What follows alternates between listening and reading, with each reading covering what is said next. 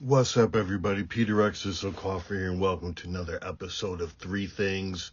And today we're doing three things for October 2024. So let's jump right in. Thing number one, Limp Bizkit is suing Universal Music Group for $200 million. Essentially, they're saying they got ripped off and wasn't paid the money they were owed in. Can't remember right offhand, but there's Warner, there's Universal, and I think there's one other. There's a big three, and there might be a fourth one there that's maybe a little smaller. But a lot of folks are watching this closely in the music industry. Because, no details really, but they're saying, if Limp Bizkit is owed money, then other people might be found sued and suing. We know how this goes. This will not go to trial. It'll be settled out of court, and the members of Limp Bizkit will be written a check that will not be reported. It'll be what do you call those?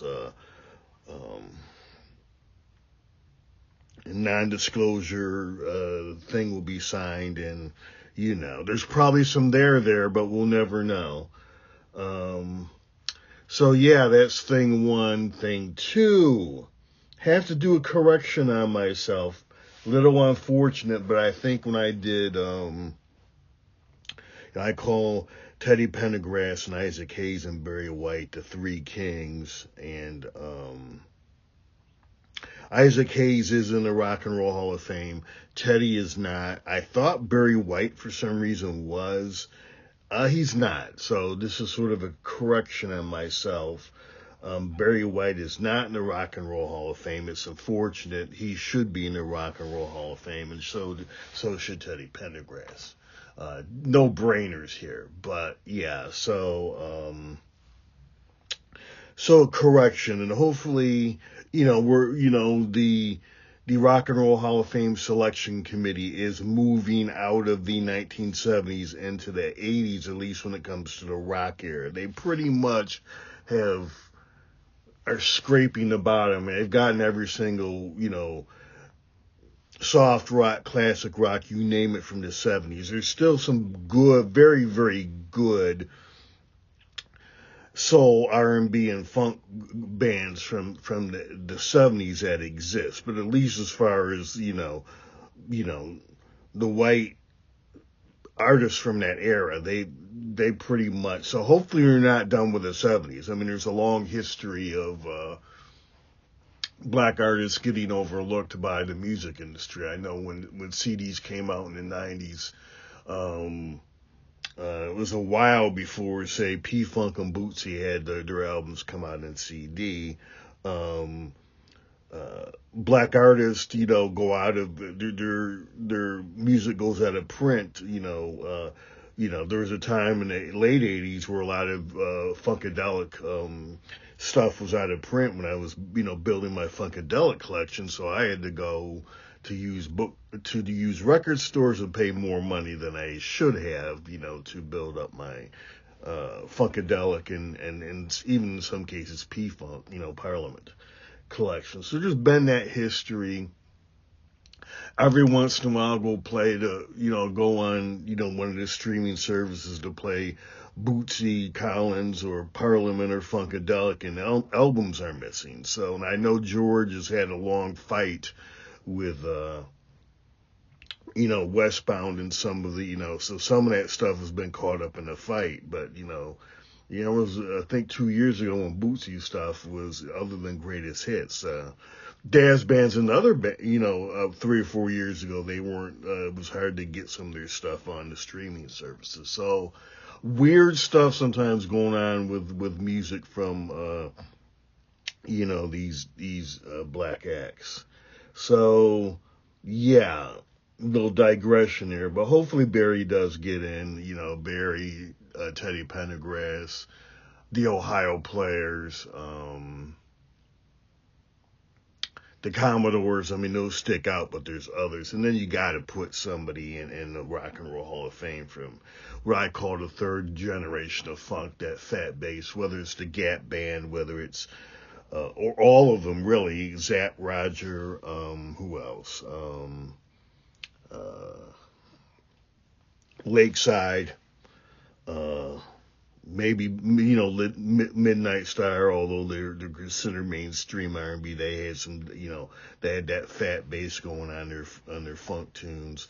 Some of those folks, because you can't really tell the history of the current music scene without, and really when you're inducting people in to the Rock and Roll Hall of Fame, it's part of it is telling the history of popular music, and there's too much fat bass going on in hip hop right now, to not, give props to, one of the groups or artists that kind of, grabbed the Roland SH-101 or, whatever. I think that was the main one, but Korg had a couple of, I think, MS-20 and the DS-10 or something like that, a couple of, and then, to a lesser extent the Mini Mode, but you gotta give them props. Give one of those groups props I just named. Number 3 had a chance to watch the Bruce Springsteen special that ABC ran at the end of October. Very good. George Stephanopoulos was the political guy, but he was the host, and he kind of took us on a journey there with Bruce Springsteen. I think this is the best. I'm sure it's online somewhere. It's the best portrait of Bruce, because a lot of it is George and Bruce talking. I've seen a couple other Bruce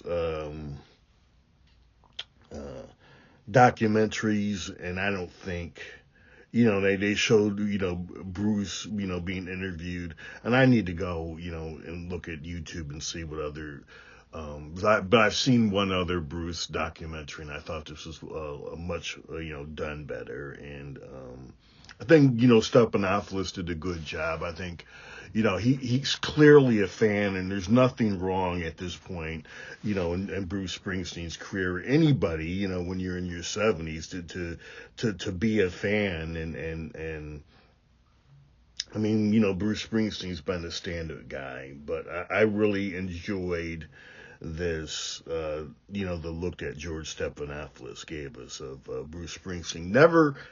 I'll say officially, I've never seen Bruce live, Bruce Springsteen. I had a chance. He came through, I want to say sometime in the 2010s in Indianapolis.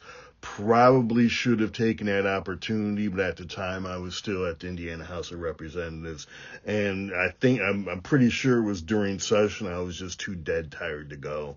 Could have gotten tickets, but and I say officially because, I was at the Super Bowl, Pittsburgh Steelers, Arizona Cardinals played in that Super Bowl. My brother, Chico Kiefer, was, played, and actually started for Arizona.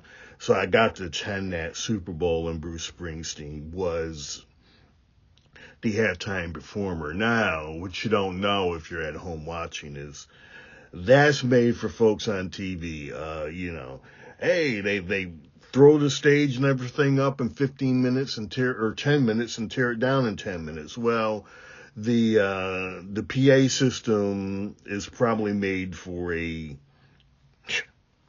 maybe a 10 or 15,000, seat venue. So, we couldn't hear very much.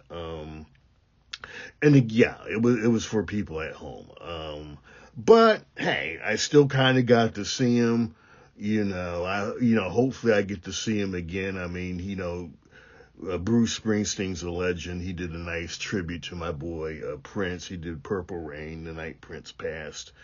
And who doesn't love Bruce Springsteen? I mean, Born to Run, one of the greatest songs written ever, Hungry Heart. But anyway, yeah, so, I always make this quick and hitting tidbits and trying to keep it fun. Usually I don't get to too deep. With my three things, it's more or less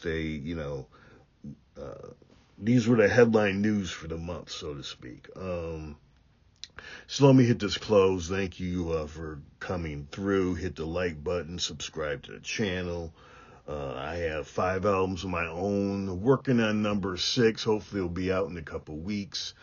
I record under the name Exodus, Xodus. The albums are here, on my YouTube channel, but they're also on all of the major streaming services.